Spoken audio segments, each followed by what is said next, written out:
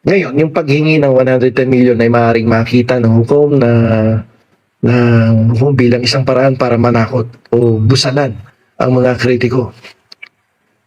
Alam niyo po, karaniwan binabasura ng korte ang mga ganitong klaseng kaso.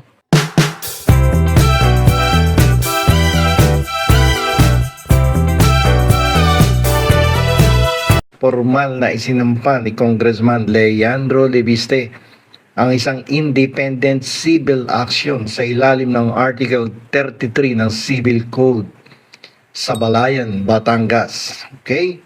So ito ay may kaugnayan doon sa mga vlog ni Claire Castro tungkol sa renewable energy projects ni Congressman Leviste. Sabi ni Leviste, ang layunin daw niya ay hindi ipakulong si Jose Claire Castro kundi linisin ang kanyang pangalan at humingi ng 110 million bilang bayad pinsala. No? Yung damages daw. Sobra naman ang laki nitong hinihingi nitong si Congressman Leviste. Ano ang pinaparatang niya kay Claire Castro, kay Yusek? Ayon po kay Congressman Leviste, paulit-ulit siyang binerify at siniraan ni Castro sa mga vlogs nito. Kung saan sinabi ni Castro na ibinenta ni Leviste ang kumpanyang may prangkisa, yung solar para sa bayan. Binenta daw sa MGen. Ngayon, ang depensa ni Leviste dito is that hindi daw niya binenta tong kumpanya nito. Nilinaw niya na ang kumpanyang ibinenta ay yung SPNEC na wala naman daw prangkisa yun. At ang kumpanyang may prangkisa ay yung SPBC, Solar para sa Bayan. No, at kailanman hindi niya pa daw to ibinebenta, no, kahit kanino. So tanungin natin na independent civil action pinail sa korte sa Balayan, Batangas. Ano ang ating analysis dito? Pwede bang ibasura ito ng korte? No? At i-dismiss na agad.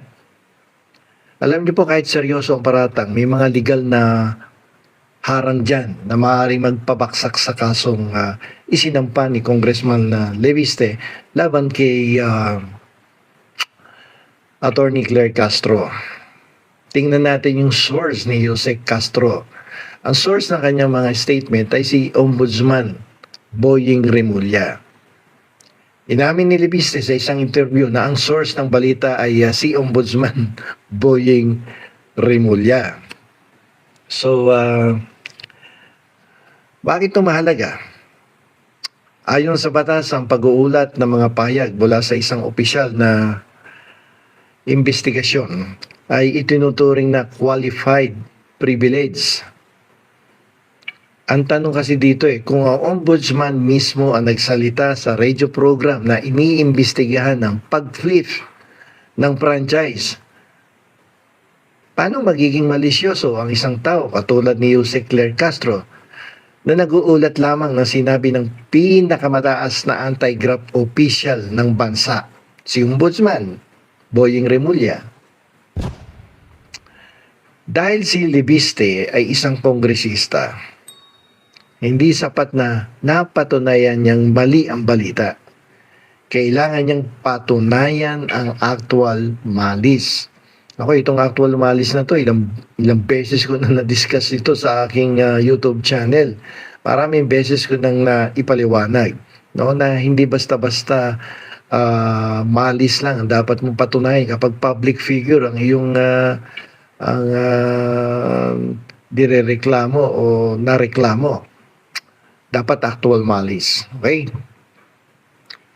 Sa kaso po ni Yuchenko versus Manila Chronicle, dito sinabi ng Korte Suprema na kailangang mapatunayan na alam ni Jose Castro na nagsisinungaling siya o kaya ay sadyang binaliwala niya ang katotohanan. Yan ang mensahe ng Korte Suprema doon sa kaso. Ang hirap sa kaso kasi mahirap patunayan ng reckless disregard kung ang pinagbabasihan mo ay pahayag ng ombudsman. Medyo mahirap yun. At Ang sabi nga ng Korte Suprema diyan, huwag kayo masyadong onion skin, no? Pag kayo ay nasa public service, hindi kayo dapat pikon diyan. At kung pikon kayo, umalis na lang kayo sa public service. Alam niyo po, itong kasong ito ay higit pa sa away ni Labiste at Castro. Ito ay tungkol sa kung paano kalawak ang kakayahang magsalita sa ating bansa.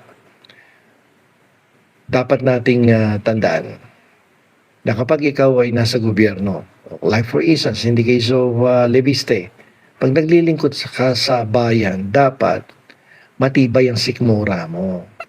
Medyo dapat hindi ka balat sibuyas. Yan ang madalas sabihin ng Korte Suprema. Sa ilalim ng ating batas, tulad sa kasong Borjal versus Court of Appeals, ang mga opisyal ng gobyerno na tulad ni Congressman Labiste ay inaasahang may thick skin.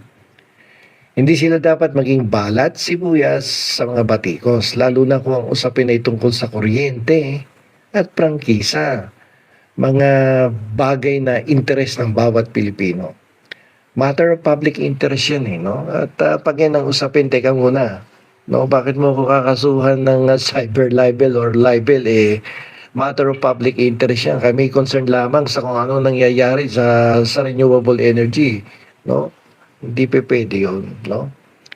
So dahil ang source ng information ay si Ombudsman Remulla, ang pabor ng batas ay madalas na mapupunta kay Yusek Castro. Mahirap ituring na kriminal or libelous ang pag-echo sa boses ng hustisya. Dito kasi parang yung sinabi ni Yusek Castro, parang summary lang yun nung pinagsasabi ni Ombudsman Remulla. Inecho lang niya, di ba? Ngayon, yung paghingi ng 110 million ay maaaring makita ng hukom bilang isang paraan para manakot o busalan ang mga kritiko. Alam niyo po, karaniwan binabasura ng korte ang mga ganitong klaseng kaso. At upang hindi matakot ang publiko at media na magbantay sa mga opisyal ng gobyerno. So, malamang mapunta to sa dismissal of the case. Kung pananatilihin ng korte ang protection sa free speech, ang kaso ay may malaking tsansang may basura. Madidismiss yan. Ito ay magsisilbing paalala na ang karapatan ng taong bayan na mag-usisa ay mas matimbang po kaysa sa nasaktang ego o reputasyon ng isang makapangyarihang politiko. So kung ayaw mo sa mapintasan, ayaw mong mapupulaan, ayaw mong makikriticize, it's better for you to resign na lang bilang congressman.